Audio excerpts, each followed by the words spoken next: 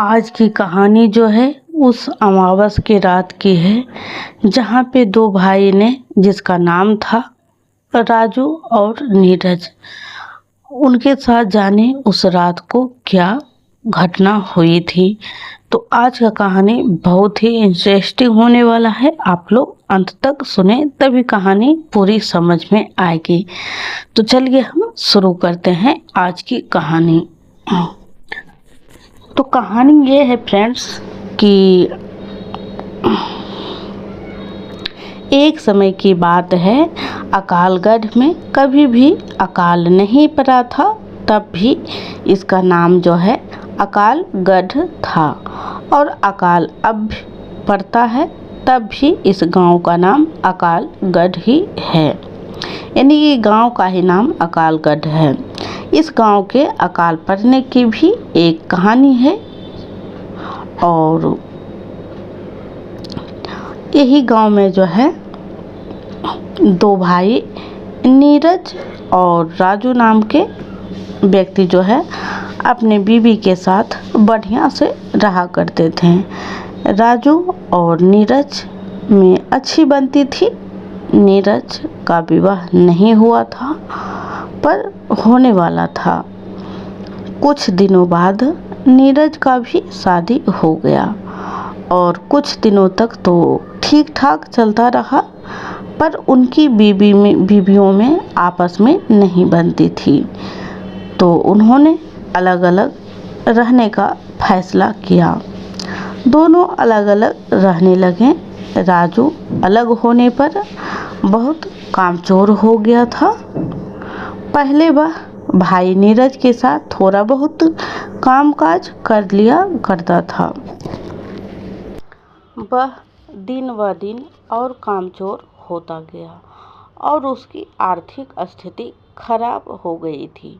और नीरज अपना काम काज सही से करता रहा, और उसने अपनी मेहनत से काफ़ी अनाज खेत से उगाया। यह सब देख देख कर उसका भाई राजू बहुत जलता था, पर नीरज अपनी तरफ से सही था। एक दिन राजू और उसकी पत्नी ने मिलकर नीरज की पत्नी को रात में मार दिया। नीरज किसी काम से बाहर गया हुआ था।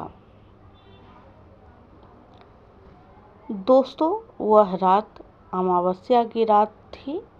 कहानी जो है यहीं से इंटरेस्टिंग पॉइंट लेने वाली है, और चांद अपना पूरी रोशनी पर था। तारे टिमटिमा रहे थे। रात बिल्कुल शांत थी। उन्होंने पहले उन दोनों ने उसके घर कूदकर पहले सारा अनाज चुरा लिया। जब नीरज की पत्नी को पता चला कि उसके अनाज की कोई चोरी कर रहा है, तब उसने उठकर देखा तो राजू और उसकी बीवी अनाज चुराने में लगे थे। तब नीरज की बीवी ने कहा कि आप यह क्या कर रहे हो, अपने ही घर में चोरी। यह सुनकर राजू और उसकी बीवी ने सोचा कि अगर इसने गांव वालों को बता दिया तो वो लोग हमें गांव से ही निकाल देंगे। इस डर के मारे उन्होंने उसकी पत्नी को मार डाला और दूर जंगल में गाड़ दिया।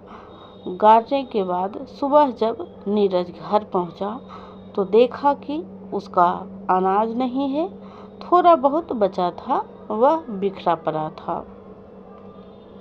जब उसने अपनी पत्नी को आवाज़ लगाई पर कोई जवाब नहीं आया। उसने सारे घर को छान डाला पर वो कहीं नहीं मिली।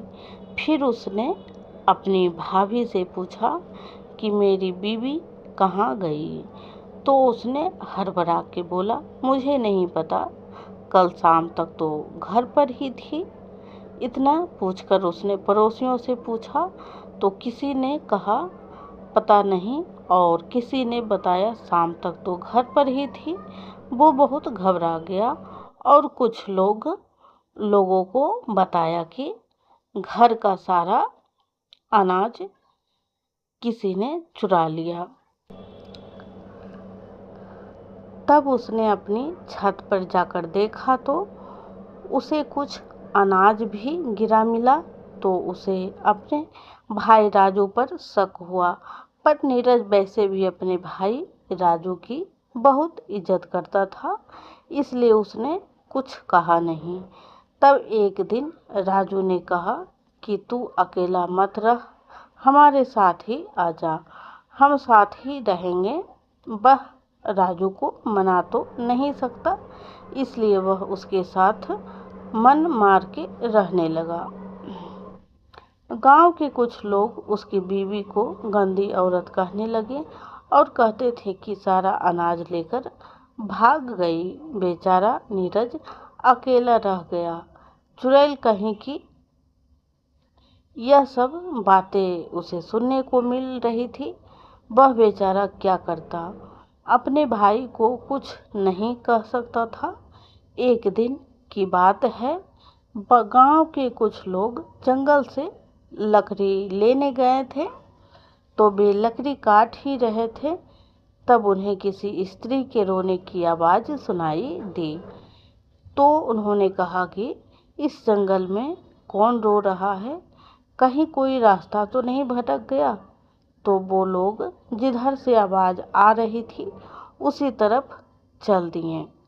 कुछ दूर चलकर उन्होंने देखा कि एक औरत एक पेड़ के नीचे बैठकर रो रही है।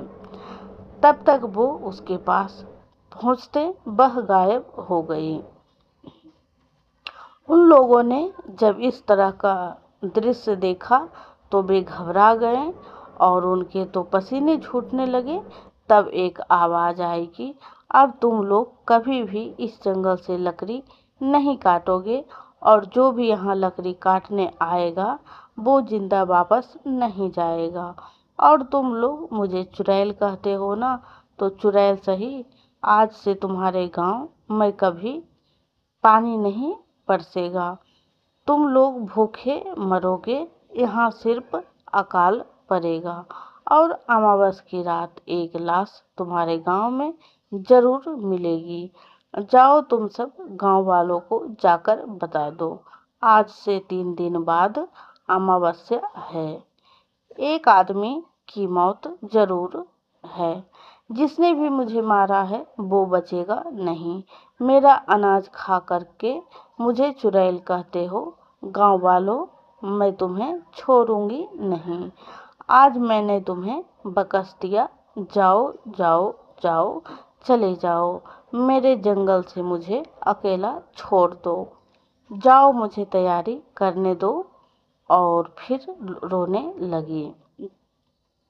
वे लोग डर गए, यह सब क्या था, स्त्री रोने का कारण क्या था। एक आदमी बोला, अरे वह कह रही तो थी कि मेरा अनाज चुरा लिया और मुझे मार दिया। इसका मतलब यह नीरज की बीवी थी, जिसे किसी ने अनाज के लिए मार डाला है, और जिसे किसी ने अनाज के लिए मार डाला और वह चुड़ैल बन गई।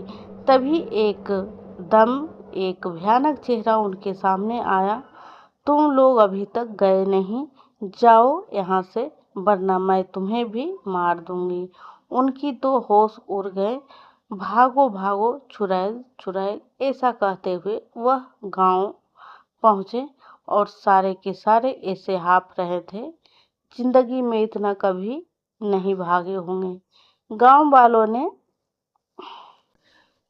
वालों ने इस तरह उन्हें भागते हुए देखा तो कहने लगे, क्या हुआ, चुड़ैल चुड़ैल बके जा रहे हो, आगे भी कुछ बोलो। अरे तुम्हें बोलने की परी है, हमारी जान पर बनाई है। अरे पर हुआ क्या, तुम लोग इस तरह क्यों हाँफ रहे हो। और आगे की कहानी जानने के लिए फ्रेंड्स आप लोग इसका दूसरा पार्ट देखें, और कहानी अच्छी लगी हो तो एक लाइक ज़रूर कर दें। ये एक लंबी कहानी है, तो इसीलिए इसका दूसरा भाग आप लोग ज़रूर देखें कि आगे क्या हुआ।